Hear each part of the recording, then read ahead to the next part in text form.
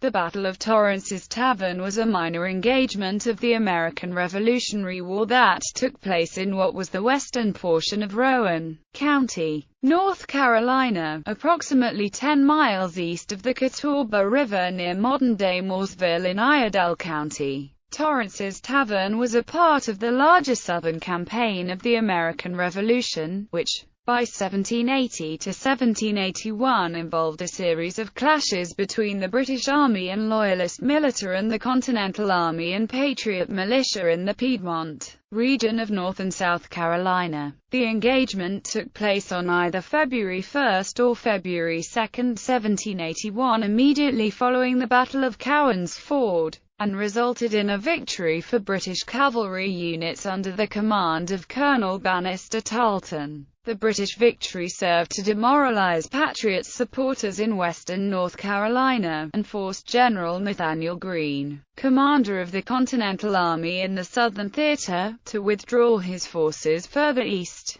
This withdrawal allowed Greene to unite his army with several detached Patriot forces in the Piedmont prior to the Battle of Guilford Courthouse. After the conclusion of the war, the site of Torrance's Tavern was commemorated by two state and local historical markers. Prelude. Throughout the winter of 1780 to 1781, the British Army in the Carolinas, under the command of General Charles Cornwallis, pursued the Southern Continental Army, commanded by Nathanael Greene, from central South Carolina to North Carolina. At the Battle of Cowpens on January 17, 1781, the Continental Army scored a victory against a force detached from the main British Army, commanded by Tarleton. After the defeat, Cornwallis set out to pursue Greene into nearby North Carolina. The victor of Cowpens, Daniel Morgan, had requested that Greene relieve him of his command of the Patriot militia due to a flare-up of sciatica, but Greene refused. Morgan then set about establishing defenses on the Catawba River, which Cornwallis' army would be forced to cross in order to drive into central and eastern North Carolina.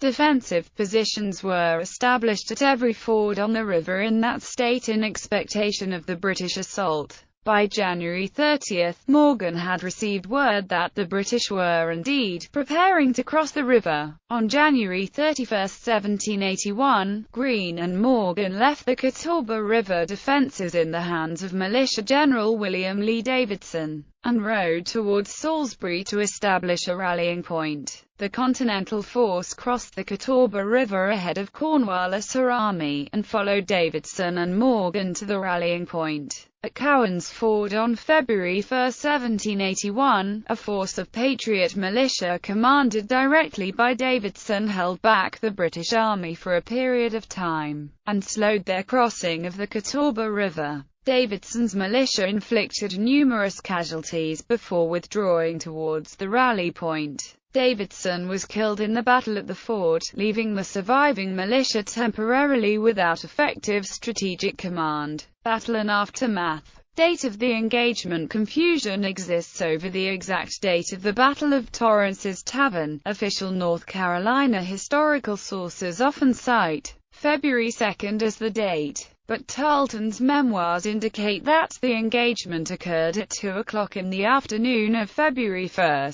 After the early morning confrontation at Cowan's Ford, Tarleton's pursuit of the militia Cornwallis, whose army took a longer amount of time to cross the Catawba, wanted to prevent Greene's forces from withdrawing quickly and being able to regroup, and so he ordered Colonel Tarleton, the commander of the British Legion, to pursue the militia formerly commanded by Davidson. After the engagement at Cowan's Ford, citizens between the Catawba and Yadkin rivers who were sympathetic to the Patriots became panicked, and many fled their homes with whatever valuables they could pack in a short period of time. Tarleton's British Legion was a force that contained infantry, cavalry, and artillery units. But Tarleton was forced to take only his mounted soldiers with him due to heavy rains in the area. Upon nearing the site of what Tarleton labeled Tarrant's Tavern, The British commander gained information that led him to believe the militia ahead were unprepared for any engagement,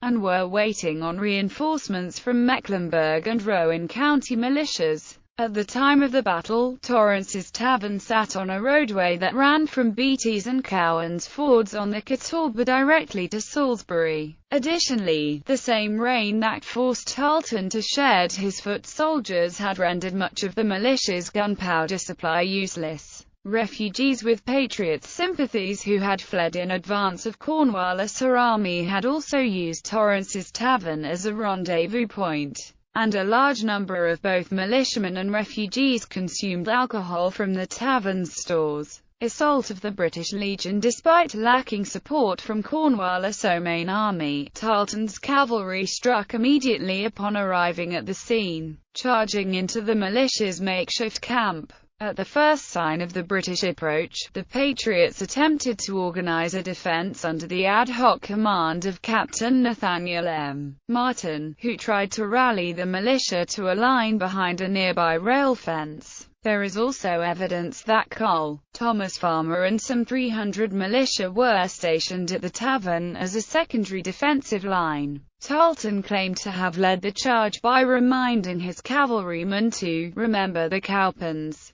The British won in a quick and convincing fashion, dispersing the outnumbered militia units before they managed to complete their rally. Martin was captured in the first few moments of the battle, thereafter leaving the Patriots without any effective tactical command. With Patriot forces under the effects of such confusion, Tarleton divided his dragoons into smaller parties, ordering them to chase and further disperse the militia from the area. While the battle was a minor engagement, the defense provided some additional time for Greene's main army of regulars to cross the Yadkin River without harassment near Salisbury, which allowed that force to regroup and resupply. At the time of the skirmish, Greene was at a farm owned by David Carr, approximately 6 miles from the tavern. Carr's farm had been set as a secondary rendezvous point for the Patriot militia, but none of the expected units rallied to that location following the Torrance's Tavern engagement.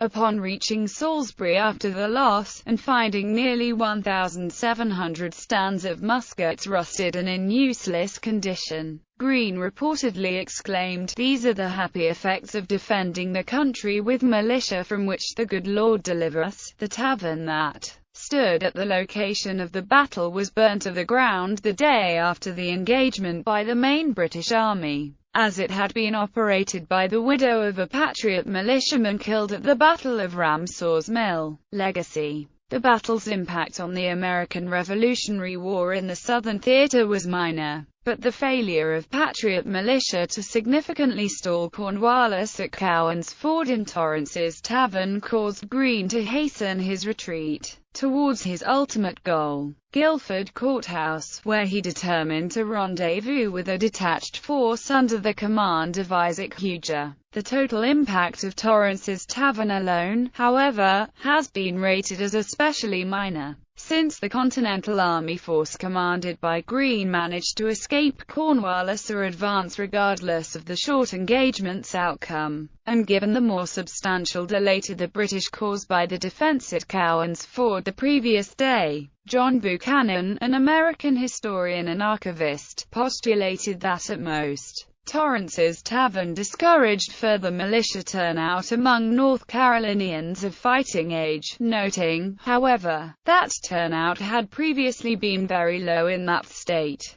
Buchanan went so far as to state that, had Tarleton not lived to write his history of the campaign, Torrance's Tavern probably would have merited it most. A footnote. Cornwallis, however, wrote to George Sherman, 1st Viscount Sackville, about the engagements of February 1–2, 1781, and stated that, "This stroke, with our passage of the ford, so effectively dispirited the militia, that we met with no further opposition on our march to the Yadkin, a Daughters of the American Revolution stone marker was placed near the battle site in 1914, marking the site of the Tavern and commemorating the members of nearby Center Presbyterian Church who had fought in the war. In 1939, the state of North Carolina placed a historical marker on the southbound shoulder of NC Highway 115 in Mount Morn, marking the approximate location of the battle.